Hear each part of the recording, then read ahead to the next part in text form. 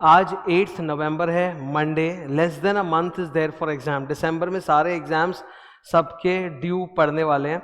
अब इस लास्ट एक महीने में हमें किस चीज़ का प्रेशर लेना है, टेस्ट का या रिवीजन का? टेस्ट मतलब मैं बोल रहा हूँ जैसे जो मॉक टेस्ट वगैरह होते हैं ना कि मॉक टेस्ट दे दें एक बार देख लें, उसका प्रेशर लेना है कि रिवीजन का? 100% एकदम शॉर्ट में सिंपल अभी बता देता हूँ, सिर्फ और सिर्फ रिवीजन का प्रेशर लेना है, कोई मॉक टेस्ट का प्रेशर लेने की ज़रूरत नहीं है। कुछ स्टूडेंट्स पूछ रहे थे इसलिए मैं बता रहा हूँ और मैं तुमको लॉजिकली स्टेप बाय स्टेप पूरा बताऊंगा। सबसे पहले जो एक स्टूडेंट का ये डाउट होता है कि सर मेरे को पता कैसे चलेगा कि मेरा प्रेजेंटेशन कैसा है कैसा नहीं है। देखिए आपको कम से कम भी 19-20 साल हो गए हैं पढ़ाई करते हुए, ठीक है। आज जब पहली बार आप नहीं पढ़ रहे हैं and you have in your life already taken innumerable test, गिनती भी नहीं कर सकते, इतना टेस्ट तुम दे चुके एग्जाम में, तुमको लिखना आता है। अब तुम कोई छोटा मतलब केजी का बच्चा नहीं जो पहली बार लिखने जा रहा है, ठीक है। इतने टेस्ट तुमने लिखे, तुमने दो तो बोर्ड का एग्जाम दे दिया होगा, 10 का और 12 का। तो ये बिल्कुल भी एकदम एक गलत सोच है कि मुझे आता नहीं है लिखना। अरे लिखना नहीं आता तो तुम यहां तक पहुंचते कैसे? तुम जो इतनी पढ़ाई करके यहां तक पहुंचे हो, क्या कोई छोटी बात है क्या वो?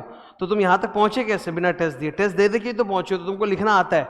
अपने ऊपर कॉन्फिडेंस रखो, झूठे अपने बारे में इतना भी नेगेटिव मत हो जाओ। आप मतलब एक होता है ना कि अंडर एस्टिमेट कर रहे हैं अपने आप को कि I don't know how to write. How can you not know how to right?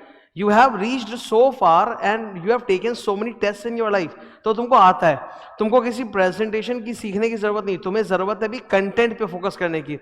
देखो प्रेजेंटेशन का ना कोई स्टैंडर्ड नियम नहीं होता कि ऐसे करें या वैसे करें या ऐसे लिखें या वैसे लिखें, कोई स्टैंडर्ड फॉर्मेट नहीं होता। हर क्वेश्चन का जो आंसर होता है उसके बेसिस पर डिसाइड होता है कि उसकी लेंथ कैसे होगी, उसका प्रेजेंटेशन कैसे होगा, क्या उसका प्रेजेंटेशन डायग्राम फॉर्म में होगा या बुलेट फॉर्म में होगा या पैराग्राफ फॉर्म में होगा। It depends on the content of the question. It does not, मतलब कोई स्टैंडर्ड फॉर्मेट नहीं है कि भाई ये ऐसे ऐसे सब जितने भी सवाल है सबका जवाब ऐसे ही एक पर्टिकुलर प्रेजेंटेशन स्टाइल में देना है, ऐसा बिल्कुल कतई नहीं है, ठीक है। आज इवन मैं एक अकाउंट सब्जेक्ट की बात करूं तो अकाउंट से भी क्या जो सारे क्वेश्चंस तुम अटेम्प्ट करते हो सब एक ही टाइप का प्रेजेंटेशन होता है? नहीं सर, कहीं पे तो शॉर्ट आंसर होता है, कहीं पे लॉन्ग आंसर होता है, कहीं पे बहुत ज्यादा वर्किंग नोट देने पड़ते हैं, कहीं पे नहीं देने पड़ते हैं, ठीक है। तो हर जगह प्रेजेंटेशन चेंज होते रहता है, इसका कोई स्टैंडर्ड फॉर्मेट नहीं है। तो इस बात का डर तो अपने दिमाग से निकाल लो। जब कंटेंट आता है ना तो प्रेजेंटेशन अपने आप निकलता है। मैं आपको एक छोटा सा इसका उदाहरण देता हूं।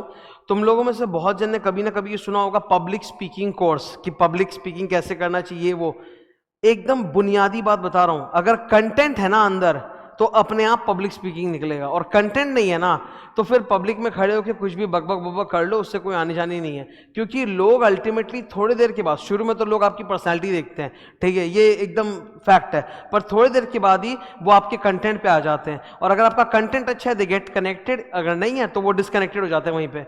तो पब्लिक स्पीकिंग बोल लो, कोई भी बोल लो, प्रेजेंटेशन बाद में होता है, पहले कंटेंट होता है, कंटेंट से ही अल्टीमेटली कनेक्शन निकलता है, ठीक है। एक टीचर अगर ज्ञान नहीं हो, ठीक है, उसके अंदर, तो कितना ही अच्छा प्रेजेंटेशन कर लेगा, मतलब अच्छा लगेगा क्या? आप कोई भी टीचर से आज आप पढ़ते हो, किसी भी पढ़ते हो, तो उनके पास कंटेंट है अंदर का, तभी वो बोल पा रहे हैं, वो निकल रहा है। तो अब फोकस कंटेंट पे करना है, ये प्रेजेंटेशन वगैरह का डर मत रखो, ठीक है। टेस्ट वगैरह में इश्यूज बहुत सारे होते हैं, मैं आपको समझा देता हूं। जितने भी ये मॉक टेस्ट वगैरह होते हैं ना जो इंस्टीट्यूट कंडक्ट करती है, इसमें बहुत सारे इश्यूज होते हैं। नंबर 1 क्वेश्चंस का सिलेक्शन, ठीक है। एक तो क्वेश्चन का सिलेक्शन ही बहुत ही मतलब स्क्यूड होता है। स्क्यूड का मतलब क्या है, जैसे एग्जाम में जो पेपर आएगा उसका एक लेवल होता है, ठीक है, पर ये जो मॉक टेस्ट वगैरह होते हैं इनका कोई लेवल नहीं होता, या तो ये अति हार्ड होगा या ये अति लल्लू होगा। तो इसके बेसिस में आप अपने आप को जज नहीं कर सकते। इसका क्वेश्चंस का जो लेवल ऑफ टफनेस है वो बहुत वेरी करता है, वो उतना डिस्कस्ड नहीं होता। एग्जाम में जो पेपर आता है बहुत ज्यादा डिस्कस करके, सोच विचार करके, मिक्स करके फिर वो सेट किया जाता है। सेकंड होती है चेकिंग, एग्जामिनेशन, कौन पेपर चेक कर रहा है, ठीक है। आज जो अल्टीमेट एग्जाम होता है, जब इंस्टीट्यूट पेपर चेक करवाती है, उसी में कितने सारे झोल होते हैं। तो आप सोचो कि मॉक टेस्ट वगैरह में जब कोई पेपर चेक कर रहा है, चाहे स्टूडेंट खुद कर रहा है चाहे कोई भी कर रहा हो, उसमें कितना ज़्यादा झोल होगा। सब्जेक्टिविटी को आप नहीं हटा पाओगे, ठीक है, किसी भी हालत में आप नहीं हटा पाओगे।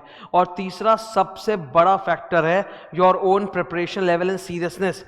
रियल एग्जाम जब हम देने जाते हैं ना तो हमारे दिमाग में डू और डाई का सिचुएशन होता है, हम पूरी जान लगा देते हैं अपनी, और जो मॉक टेस्ट होती है वहां पे हम सिर्फ अपने आप को जज करने बैठे कि देखिए मेरा क्या प्रिपरेशन लेवल है, मैं कितना नंबर लेके आ पा रही हूँ, नहीं आ पा रही हूँ। तो मॉक टेस्ट में ना तो प्रिपरेशन लेवल उतना गाढ़ा होता है और ना सीरियसनेस उतना जोरदार होता है, तो ऑटोमेटिकली परफॉर्मेंस आप देखोगे आपका कम नंबर आएगा, आपका बहुत ज्यादा नंबर नहीं आएगा, कम नंबर आएगा।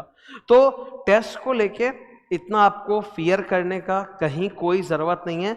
You instead focus on revision, ठीक है। तो मैं एकदम दावे के साथ बोल रहा हूं, you have less than a month for your exams. अभी आप कोई भी टेस्ट वगैरह का झोल मत लीजिए, कहीं कोई नए कंटेंट में मत भटकिए। आपने जिन टीचरों से पढ़ा है उन टीचरों ने आपको सफिशिएंट बुक कंटेंट मटेरियल जो भी दिया होगा उसको एकदम डीपली फॉलो कीजिए, रिवाइज मारते जाइए मारते जाइए मारते जाइए, याद करते जाइए कंटेंट को। Make your self like a learning machine, पूरा एब्जॉर्ब कर लो नॉलेज, ठीक है। आउटपुट निकलेगा सीधा एग्जाम हॉल में, ठीक है। कंटेंट होगा, प्रेजेंटेशन अपने आप आएगा। Don't worry about presentation. तुम यहां तक पहुंचो, विश्वास करो तुम यहां तक पहुंचो, तुमने इतने एग्जाम दे लिए कि तुमको आता है प्रेजेंटेशन।